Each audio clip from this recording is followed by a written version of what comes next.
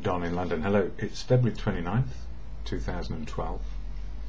My video is all about recovery from addiction to either substance or behaviour, and I'm an alcoholic in recovery, one day at a time. February the 29th comes around every 4 years, and I notice there isn't a February 29th video on my collection on YouTube.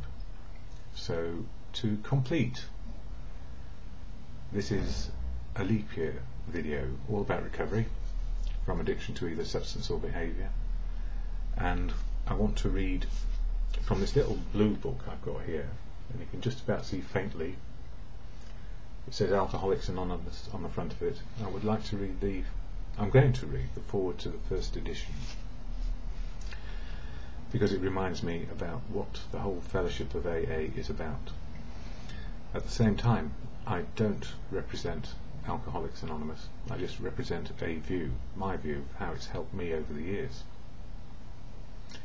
And it's really important I don't represent a fellowship, because everybody in the fellowship of AA has their own point of view, unique and authentic in this one moment, this one day, what's happening to them. And all I know is sharing experience, strength and hope of it working, and it works even when life is horrible, as well as feeling successful. It's being able to feel our feelings, and they fit reality. So our feelings fit what is going on and how we are coping with reality. So here's the foreword to the first edition of the book Alcoholics Anonymous, and this is just a small version, one of a few I've got, which go up to very big ones for people who can't read too well, without specs or at all. This is the foreword as it appeared in the first printing of the first edition in 1939. We of Alcoholics Anonymous are more than 100 men and women who have recovered from a seemingly hopeless state of mind and body. To show other alcoholics precisely how we have recovered is the main purpose of this book. For them, we hope these pages will prove so convincing that no further authentication will be necessary. We think this account of our experiences will help everyone to better understand the alcoholic. Many do not comprehend that the alcoholic is a very sick person, and besides, we are sure that our way of living has its advantages for all, that is, being sober. It is important that we remain anonymous because we are too few at present to handle the overwhelming number of personal appeals which may result from this publication. So 1939, we are too few at present to handle the overwhelming number of personal appeals which may result from this publication. Being mostly business or professional folk, we could not well carry out our occupations in such an event. We would like it understood that our alcoholic work is an avocation. In other words, it's outside work. When writing or speaking publicly about alcoholism, we urge each of our fellowship to omit his personal name, designating himself instead as a member of Alcoholics Anonymous, which is the very opposite of what I do, because life, situations, circumstances, the world, everything has changed, and as life has changed, generally, society has changed too. Very earnestly we ask the press also to observe this request, for otherwise we shall be greatly handicapped. In other words, we couldn't help everyone. We are not an organisation in the conventional sense of the word. There are no fees or dues whatsoever. The only requirement for membership is an honest desire to stop drinking. We are not allied with any particular faith, sect or denomination, nor do we oppose anyone. We simply wish to be helpful to those who are afflicted.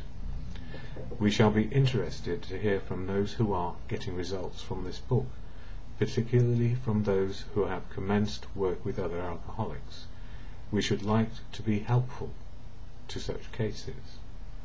Inquiry by scientific, medical and religious societies will be welcomed. Signed, Alcoholics Anonymous, in 1939.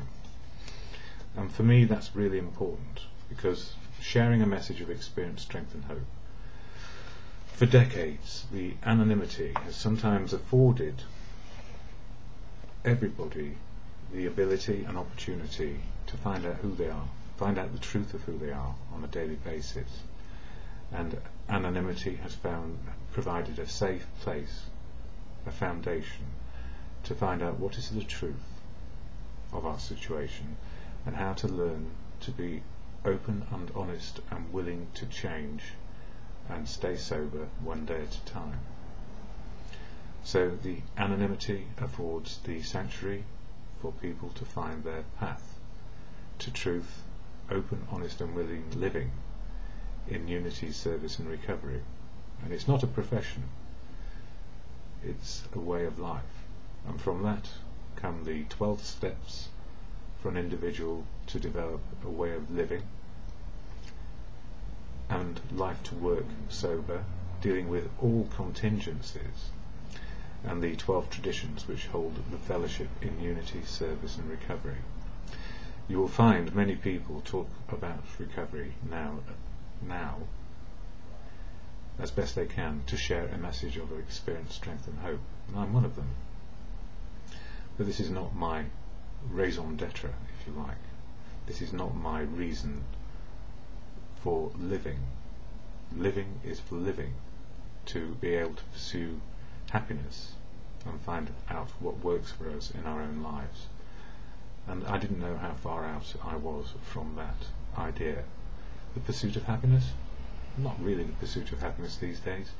It's more about being happy or sad as life is, coping with reality, knowing that life is difficult, and even though it's difficult, if I accept that, I can get on with it. It ceases to be a problem. So, I haven't done a video for quite a while, and it's already 7 minutes into this one. I have and had been doing a daily video for the last few years, and for various reasons I feel they've come full circle. I've gone through the Daily Reflections book one day at a time, more than once, and shared what's been going on in my life over the years. And this is my third leap year in recovery. So some of my thoughts for today, because I've still been writing if I haven't been videoing, and they are as follows. For February the 29th, that once in every 4 years event, today's AA Daily Reflection, all about brief moments of temptation and a higher power which restores me to sanity on a daily basis. I honestly cannot recollect the last temptation to drink alcohol, and that's very true. Where I live, I am surrounded by markets, clubs and bars and houses and public houses, stuffed to the gunwales with drink, but not in my house.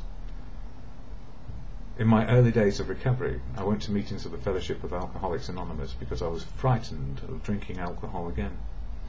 I would go to meetings morning, noon and night, which is true, 3 times a day for as long as it took. In London, UK, I could smell alcohol in the air, especially at night.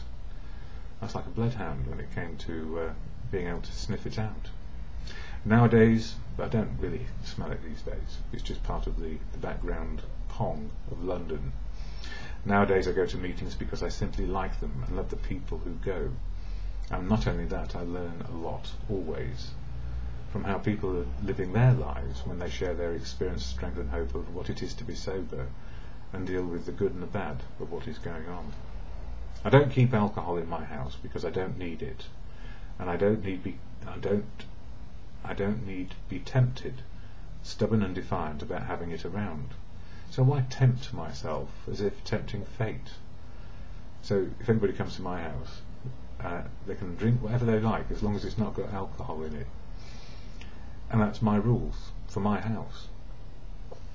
So it's not about willpower for me. It would be madness to think that my willpower is enough to stop me drinking. Indeed, it is the very opposite, powerlessness, which now provides the strength, experience and wisdom which works for one day. And I know I'm powerless over alcohol. If I took a drink, life would get unmanageable again, because I would be always trying to control it. So powerless over alcohol, don't drink it.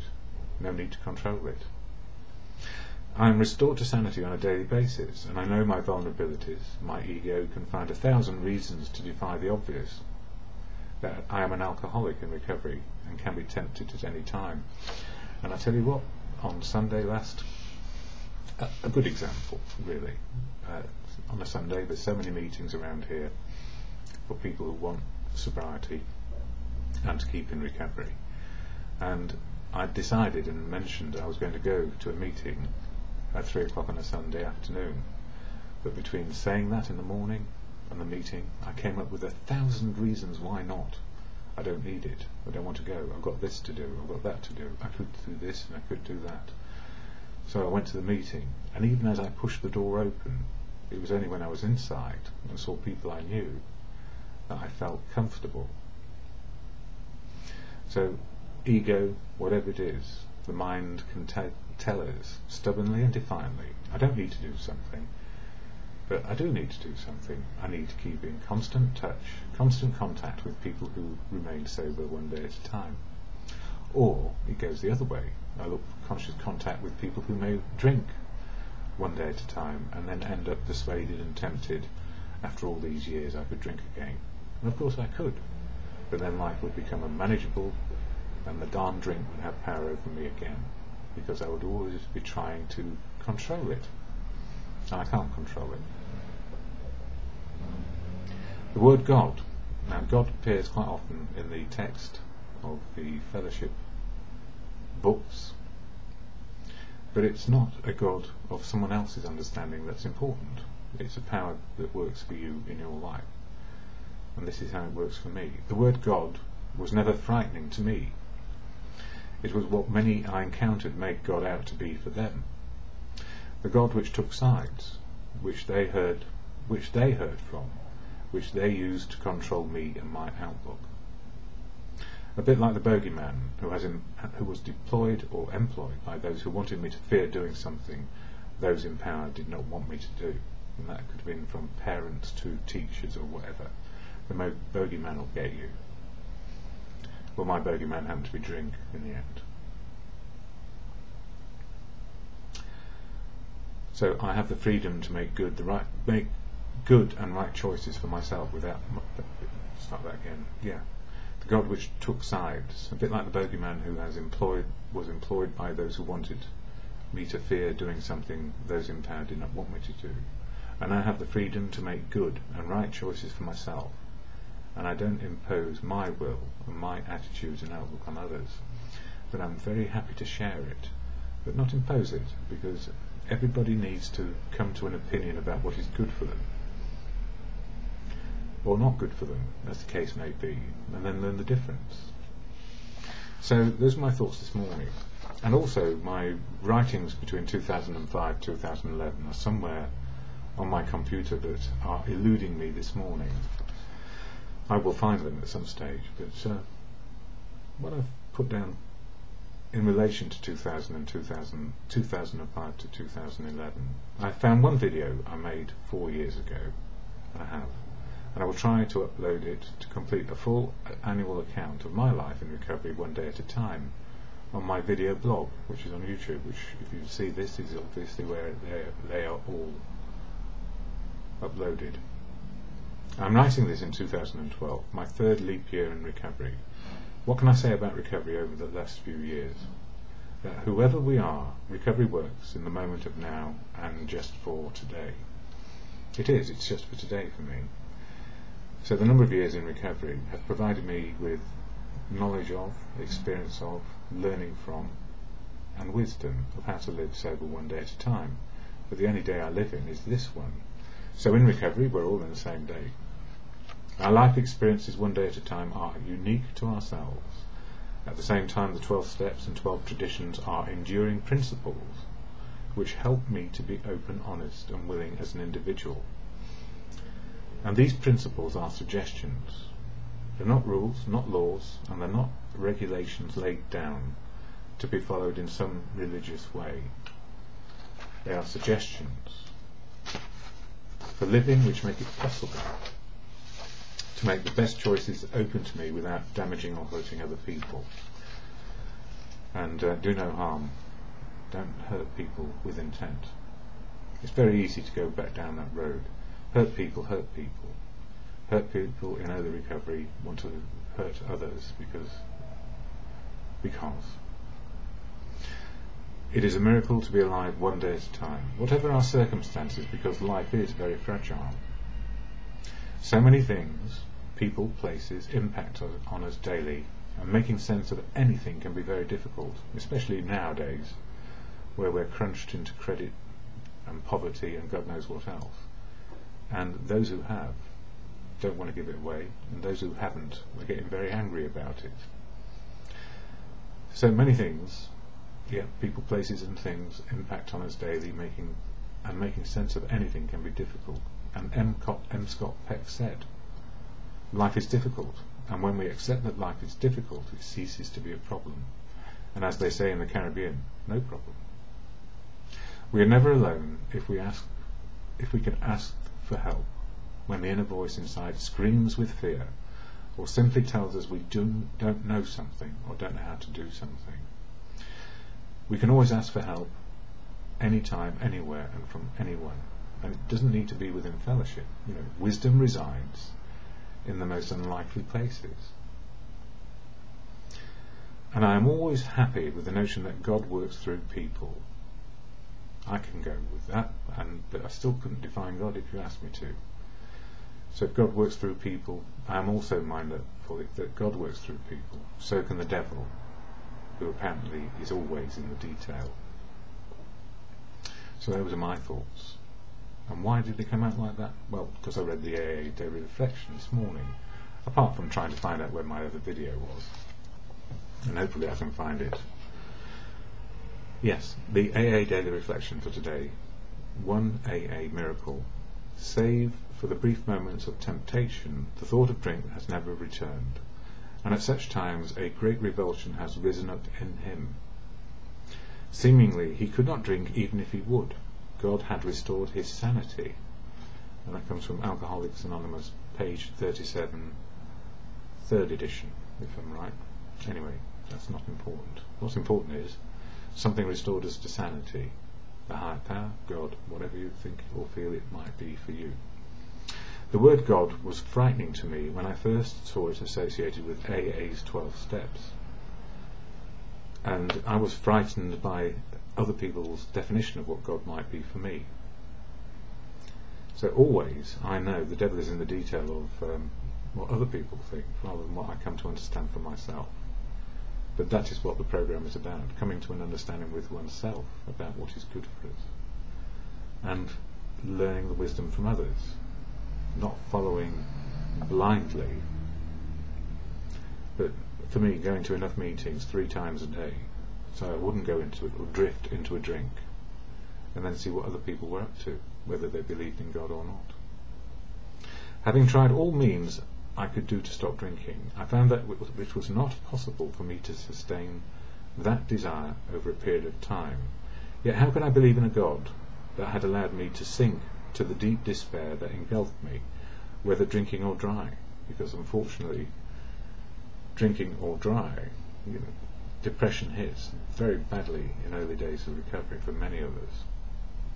The answer was in finally admitting that it might be possible for me to know the mercy of a power greater than myself, who could grant me the sobriety contingent on my willingness to come to believe.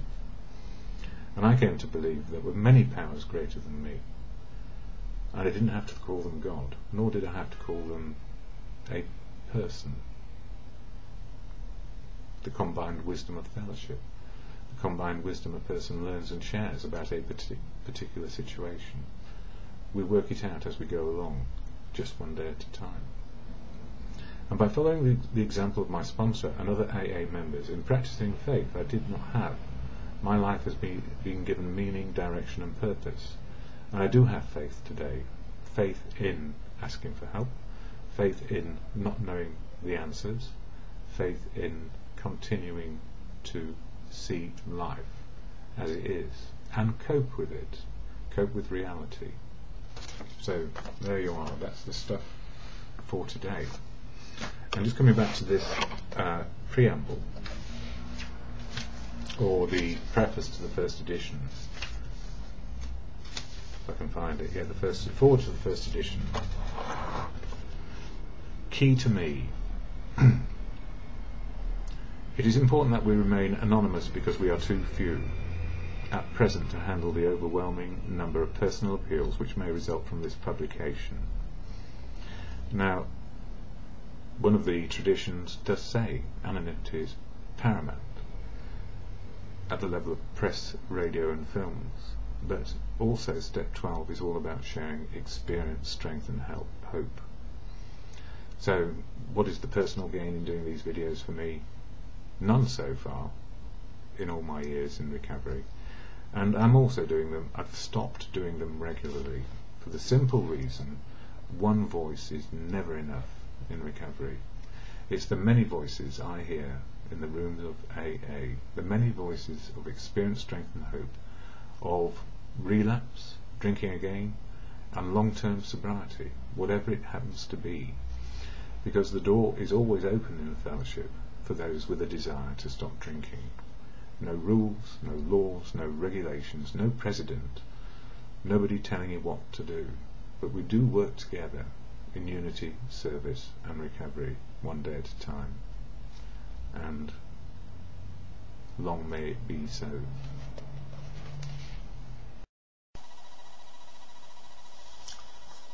Good evening, Don in London, all about AA.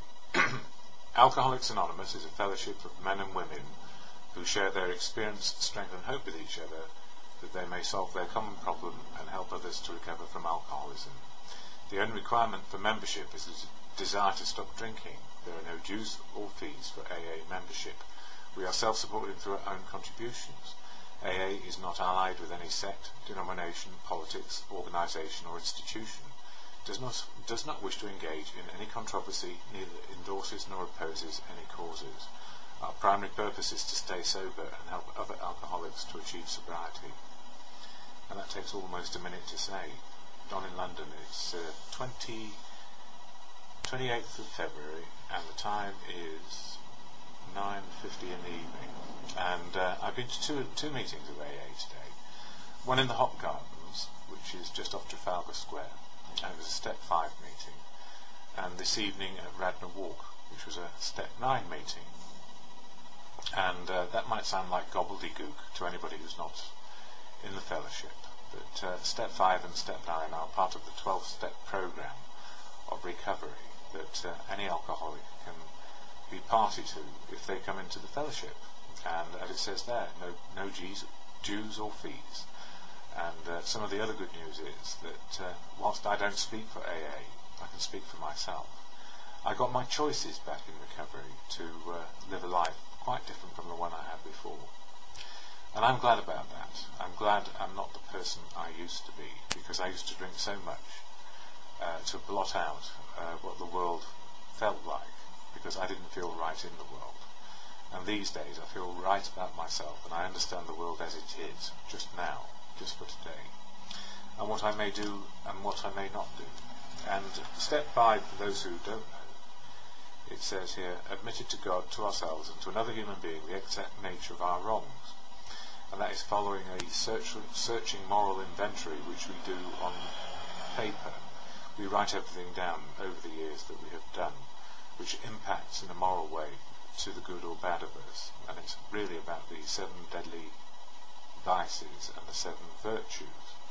So as we have the good side and the dark side of us, if you like, as nature gave us, it seems like we are full of polemics or opposites, good and bad, joyful and sad, all those sorts of things.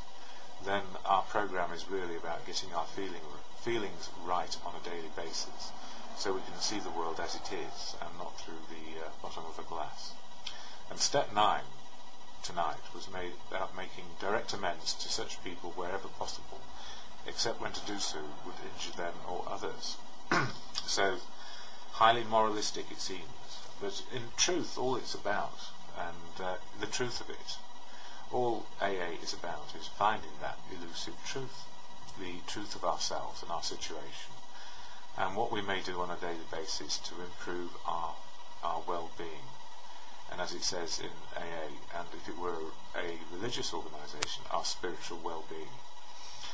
And the good news is it's not religious, and it's not allied to any sect or cult, and it's not about dogma, and it's not about a secret society. It's probably one of the most open fellowships you can ever find if you want to be in it, because it just gives you the freedom of being yourself on a daily basis.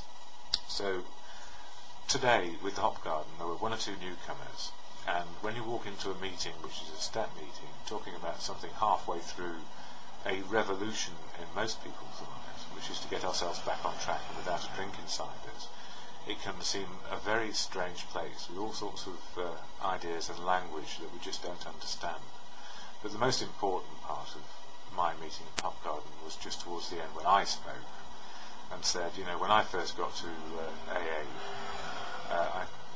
my first meeting, I saw my neighbours to the right of me, the people I knew from my health club to the left of me, and the people I knew from the Chelsea Arts Club in front of me, and none of them drank, and I was most surprised and mortified to find one of my mother's next door neighbours there on my right saying, "I wondered when you were going to get here." So it can be very daunting, and my final words were really saying, if you can find an honest path of being on a daily basis, then what more could one ask for? Because then we know and understand what is going on. And the thing about step 9 tonight, which is to make amends where it won't hurt or injure others, and at the same time, as we're going through the steps of AA, or the Living Life as It Is program, we are making a living amends to ourselves for all the upsets that we have had along the way, and recognising our part in upsetting other people and the wrongs we may have done. So I've had a good dose of AA today, and I mean that in the most sincere way, that it's been good to be in the company of people who don't judge me for my sobriety or my insobriety. They are there to help me find a way to be supportive, which is what we're all about. A fellowship of support to stay sober one day only. And of course we have all the books and bits and pieces to help. So my AA Daily really is about sharing what it says in the daily readings for tomorrow. And it's February the 29th tomorrow. This book, Daily Reflections, for the 29th of February, a rare event every 4 years I think. One AA Miracle. Save for a few brief moments of temptation, the thought of drink has never returned, and at such times a great revulsion has risen up in him. Seemingly he could not drink even if he would. God had restored his sanity. That comes from AA's Big Book, page 57. It goes on to say, the word God was frightening to me when I first saw it associated with AA's 12 steps. Having tried all the means I could to stop drinking, I found that it was not possible for me to sustain that desire over a period of time. Yet, how could I believe in God that had allowed me to sink to the deep of despair that engulfed me, whether drinking or dry? The answer was in finally admitting that it might be possible for me to know the mercy of a power greater than myself, who could grant me the sobriety contingent on my willingness to come to believe. By finally admitting that I was one among many, and by following the example of my sponsor and other AA members in practicing faith I did not have, my life has been given meaning, direction and purpose. And for me the higher power is very, very simple. It's the power of a group of people. It's like if you're part of a team and you're all pulling in the same direction, well, we can move mountains, at least we think we can.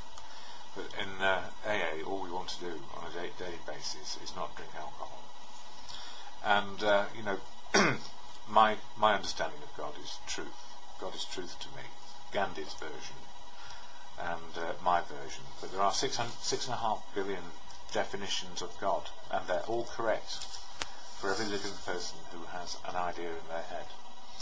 Anyway, coming on to As Bill Sees It, and that's me trying not to be prejudiced about anybody else's thoughts or beliefs. Room for improvement. Nope. Start again. Keystone of the Arch, page 87. Faced with alcoholic destruction, we became open-minded on spiritual matters in this respect. In this respect, alcohol was a great persuader. It finally beat us into a state of reasonableness. We had to quit playing God. It didn't work. It didn't work. We decided that hereafter, in this drama of life, God was going to be our director. He would be the principal we, his agents. Most good ideas are simple, and this concept was a keystone of the new triumphal arch through which we pass to freedom. And for me, that is about truth. God is truth. So, if I need to find, if I ask myself honestly, what do I need to do today? Not drink and get on with it. Then I think I'm on to a winner. Finally, and I've only got a minute left, so I'm not trying to rush this, the 24 Hours a Day book by Hazelden, and all these readings are available free on the internet. Just put AA daily readings into a search engine and you will find them. February 29th. Getting sober was a long and painful journey, but we can truthfully say it was worth it. We know now that all we've been through led us to AA and was part of our spiritual journey. We found in AA what we have been vainly seeking in the bottle. We've learned that our journey goes on as we continue to deal with our shortcomings and the human problems everybody must face.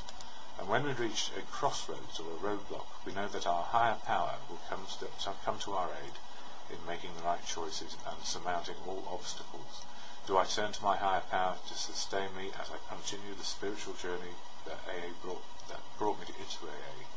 And the answer is absolutely, because it's one day at a time with the best of help from many people.